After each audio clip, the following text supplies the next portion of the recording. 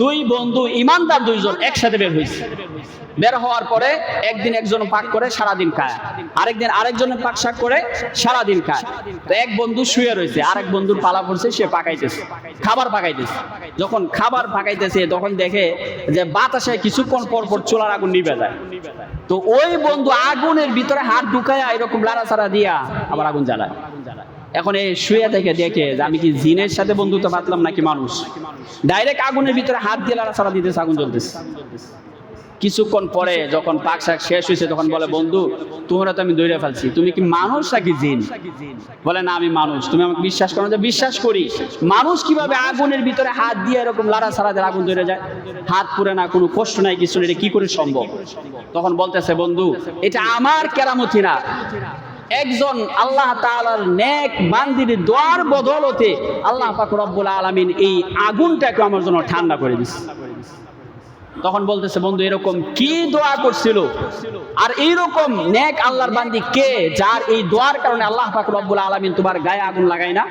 তখন বলতেছিল যে আমার এলাকার ভিতরে আমি খুব প্রভাবশালী মানুষ, আমি অনেক টাকাওয়ালা, এই গ্রাম আমার বাবা চালাইতো, আমি যে গ্রামে বসবাস করি, কিন্তু এই গ্রামের ভিতরে খুব সুন্দর একটা মেয়ে ছিল।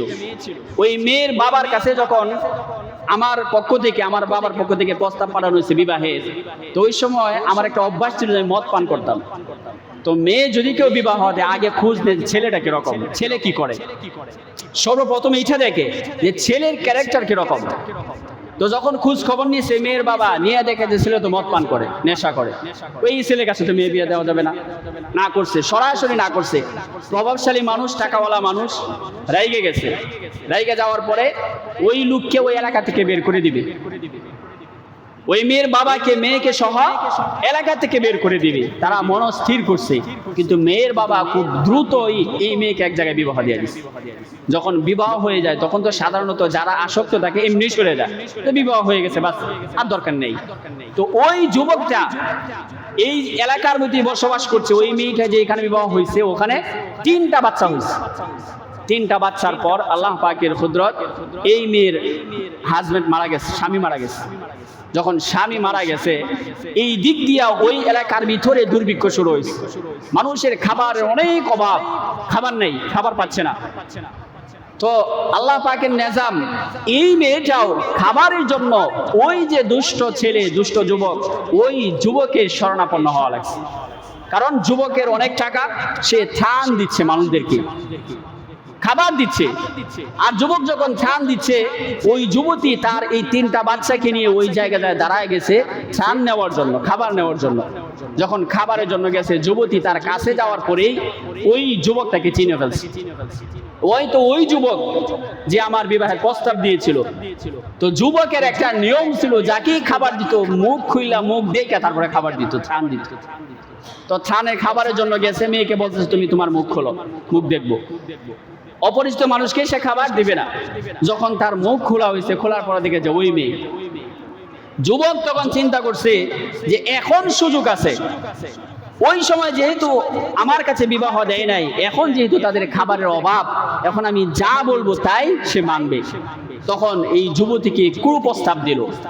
দেওয়ার পরে বলল, তুমি যদি আমার এই প্রস্তাবে রাজি হও তাহলে তোমাকে যত ত্রাণের দরকার, যতদিন দুর্ভিক্ষ চলবে ততদিন পর্যন্ত ওই ত্রাণ তোমাকে, খাবার তোমাকে দেওয়া হবে। মেয়েটা রাজি হয় না, বারবার কথা বলতেছে, দুইজনের মধ্যে কথার কাটাকাটি হচ্ছে। আর সন্তানগুলা দূরে থেকে দেখতেছে যে তার মা যে ত্রাণ দিচ্ছে তার সাথে কথার কাটাকাটি করছে। কিছুক্ষণ পরে মানুষ ত্রাণ নিচ্ছে, মহিলাটাকে সরায় দিচ্ছে। মহিলা বলতেছে যে আমার ঈমান যতদিন পর্যন্ত কলবের ভিতরে আছে, এটা আমার কাছে আল্লাহ পাকের পক্ষ থেকে আমানত, আমি আমানতের খেয়ানত করতে পারবো না। তার মানে ঈমান যতদিন আছে আমি গুনাহের ভিতরে লিপ্ত হইতে পারবো না। আমাকে খানা দেও আর না দেও, আমাকে খানা দেওয়ার মালিক একজন আল্লাহ। মুসলমান ইমানদার বিপদে পড়লে আল্লাহ পাক রব্বুল আলামিনকে সবচেয়ে বেশি স্মরণ করে, বেশি স্মরণ করে আল্লাহ তাআলাকে। যখন এই মেয়ে কথা বলে চলে আসছে, বাচ্চাদের তো পেটে ক্ষুধা, বাচ্চারা তো এটা জানে না। বাচ্চারা বলতেছে সমস্ত মানুষকে খাবার দিচ্ছে, আর তুমি ওই লোকের সাথে ঝগড়া করার কারণে ওই লোক খাবার দিচ্ছে না। ওই লোকে যা বলে তুমি তাই শুনো, তাই মানো, তারপরেও আমাদের জন্য খাবারের ব্যবস্থা করো। যখন বাচ্চাগুলো এই কথাগুলো বলতেছিল, মা বাচ্চাগুলাকে জড়ায় দইরা ওই যুবকের কাছে আবার গেছে। যুবক ভাবতেছে এখন মনে হয় রাজি হয়েছে বাচ্চাদের কান্নাকাটি দেইকা। যুবক বলতেছে, তুমি কি আমার প্রস্তাবে রাজি? মহিলা তখন বলতেছে যে আমি তোমার প্রস্তাবে কখনো রাজি না। আমার বাচ্চাদের সম্মুখে আমার ইমানের পরীক্ষাটা তোমার সম্মুখে দেওয়ার জন্য আসছি।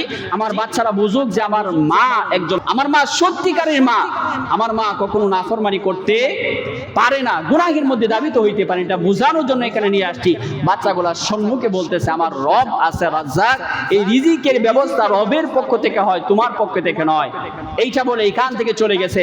আমার রব যদি থেকে থাকে, আমার রিজিকের ব্যবস্থা আমার রব করবে, আমার তোমার হাত থেকে এই কুপ্রস্তাব মেনে এক বিন্দু পরিমাণ খাবারও আমি নিতে চাই না।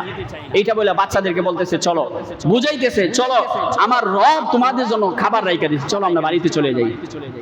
কিছুক্ষণ যাওয়ার পরে যুবকের কানে আওয়াজটা বাজতেছিল, আর সে চিন্তা করতেছিল এই মহিলাটা যদি ঘরে এইভাবেই চলে যায় আর রবের পক্ষ থেকে যদি খাবার চলেই আসে, তাহলে আমি যুবক এতদিন গুনাহ করছি, যা করছি আল্লাহ পাকের পক্ষ থেকে ক্ষমা চাওয়ার পরে আল্লাহ তাআলা ক্ষমা করবে, কিন্তু এই বাচ্চা সহ এই মহিলা যদি বদদোয়া করে আল্লাহ তাআলা আমার কপালে জাহান্নাম ছাড়া আর কিছুই রাখবে না।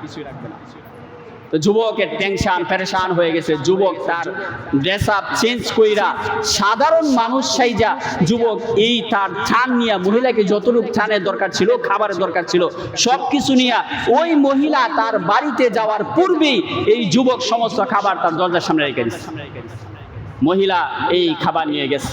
যুবক আড়ালে থাইকা দেখে যে মহিলা কি করে।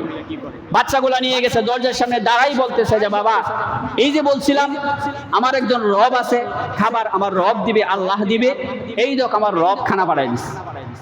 তখন খাবারগুলা নিয়ে গেছি। এই মহিলা খাবারগুলা দিয়ে রুচি বানানোর পরে বাচ্চাদেরকে খাবার দিয়েছে। দেওয়ার পরে মহিলা না খায়া ওযু কইরা আল্লাহ পাকের পায়ে সেজদার পরে দোয়া করতেছে, আল্লাহ যেই মানুষটা এই রিজিকটাকে এত কষ্ট করে আমার এই পর্যন্ত আইনে দিয়ে গেছে, আল্লাহ তার জন্য তুমি জাহান্নামের আগুন হারাম করে দাও।